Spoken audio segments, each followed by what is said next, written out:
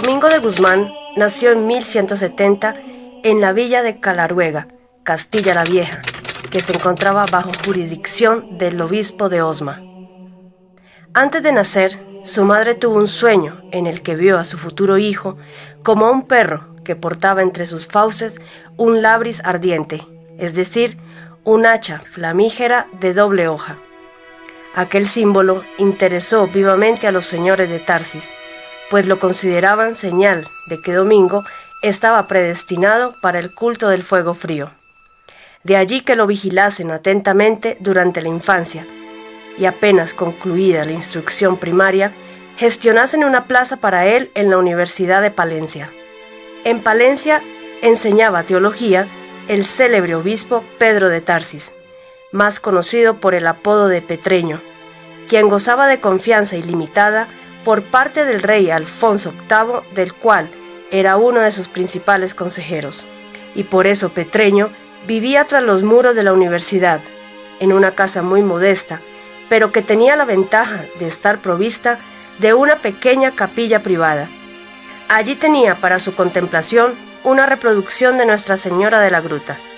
En esa capilla, Petreño inició a Domingo de Guzmán en el misterio del fuego frío, y fue tan grande la transmutación operada en él que pronto se convirtió en un hombre de piedra, en un iniciado hiperbóreo, dotado de enormes poderes taumatúrgicos.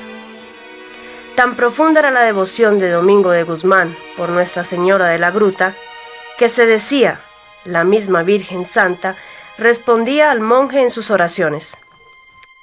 Fue él quien comunicó a Petreño que había visto a Nuestra Señora de la Gruta con un collar de rosas.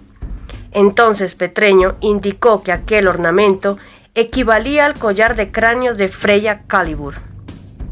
Freya Calibur, vista fuera de sí mismo, aparecía vestida de muerte y lucía el collar con los cráneos de sus amantes asesinados.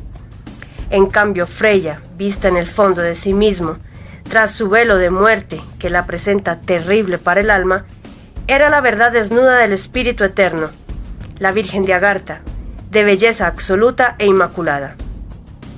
Domingo quedó intensamente cautivado con esa visión y no se detuvo hasta inventar el rosario, que consistía en un cordón donde se hallaban ensartadas, pero fijas, 3 juegos de 16 bolitas amasadas con pétalos de rosa.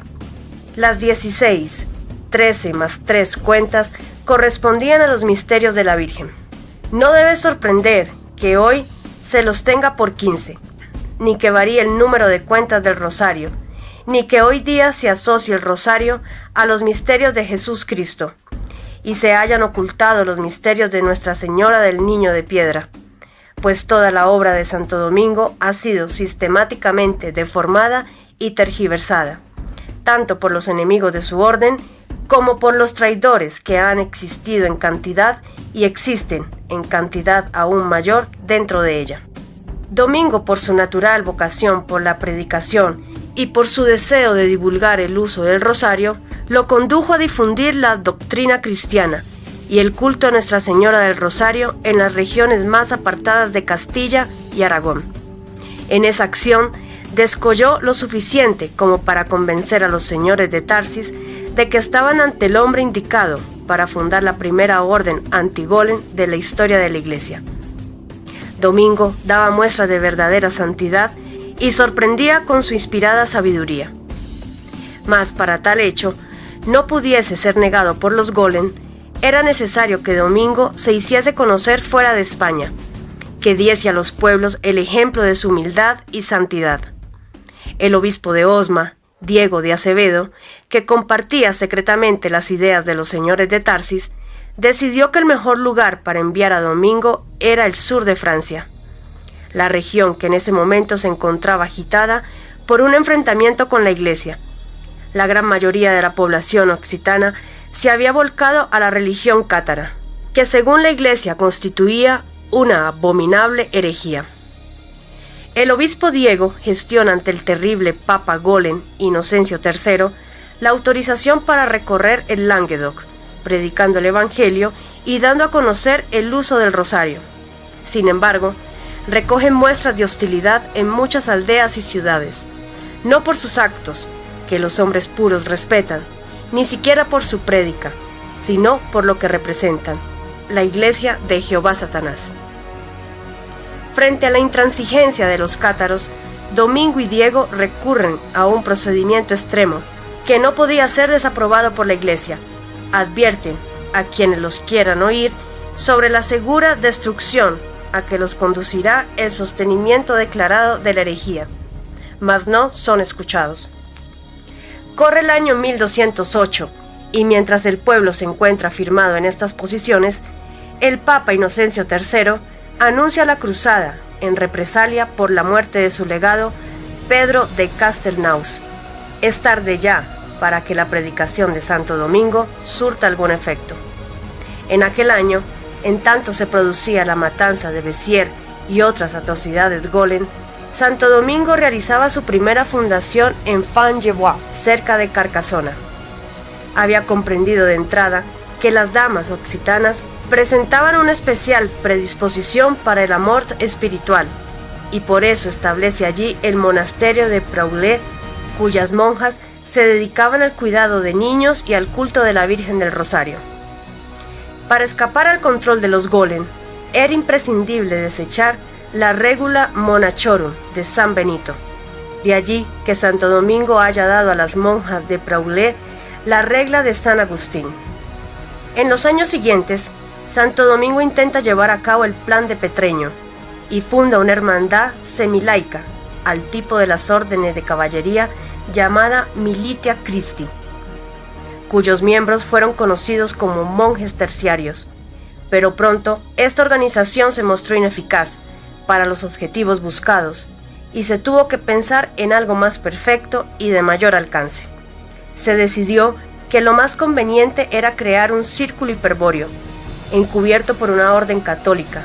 El círculo sería una sociedad súper secreta dirigida por los señores de Tarsis, que funcionaría dentro de la nueva orden monástica.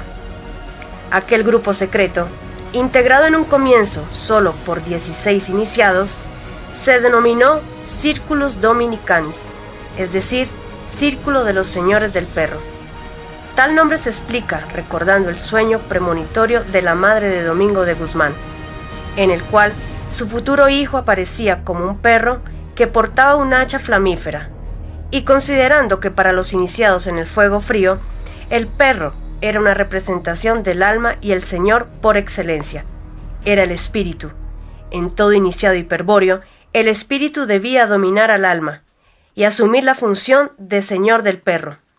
De allí la denominación adoptada para el círculo de iniciados, que además tenía la ventaja de confundirse con el nombre de Dominicani, es decir, dominicos. Cuando todo estuvo listo, se procuró obtener la autorización de Inocencio III para la fundación de una orden de predicadores mendicantes, semejante a la formada por San Francisco de Asís en 1210. A esta orden, Inocencio III la había aprobado de inmediato, pero la nueva solicitud provenía ahora de Tolosa, un país en guerra santa en el que todo el mundo era sospechoso de herejía, y se debía proceder con cautela. No hay que olvidar que los golem controlaban todo el monacato occidental desde la orden benedictina, y eran hostiles a la creación de nuevas órdenes independientes. La oportunidad se presentó recién en 1215, cuando el obispo Fulco fue convocado al Cuarto Concilio General de Letrán y llevó consigo a Santo Domingo. Allí tropezaron con la negativa cerrada de Inocencio III, quien, como es sabido, solo cedió luego de soñar que la Basílica de Letrán, amenazando derrumbarse, era sostenida por los hombros de Domingo de Guzmán. Luego de la muerte de Inocencio III, en 1216, Honorio III da la aprobación definitiva de la Orden de Predicadores y permite su expansión. De entrada, ingresan en la orden todos los clérigos de la Casa de Tarsis, que eran en su gran mayoría profesores universitarios, arrastrando consigo a muchos otros sabios y eruditos de la época. Santo Domingo falleció en 1221, dejando el control de la orden en manos de un iniciado de sangre pura, el maestre general Beato Jordan de Sajonia. En aquel momento, los Golem estaban pugnando por conseguir la institucionalización de una inquisición sistemática de la herejía que les permitiese interrogar a cualquier sospechoso y obtener la información conducente al sitio del Graal. Si tal institución era confiada a los benedictinos, como se pretendía, el fin de la estrategia cátara sería más rápido de lo previsto, no dando tiempo a que Federico II realizase sus planes de arruinar al papado Golem.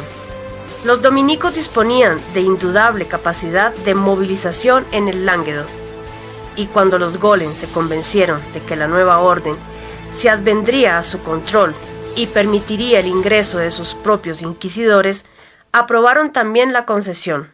En 1231, el Papa Gregorio IX instituye los tribunales especiales de la Inquisición y confía su oficio a las órdenes de Santo Domingo y San Francisco.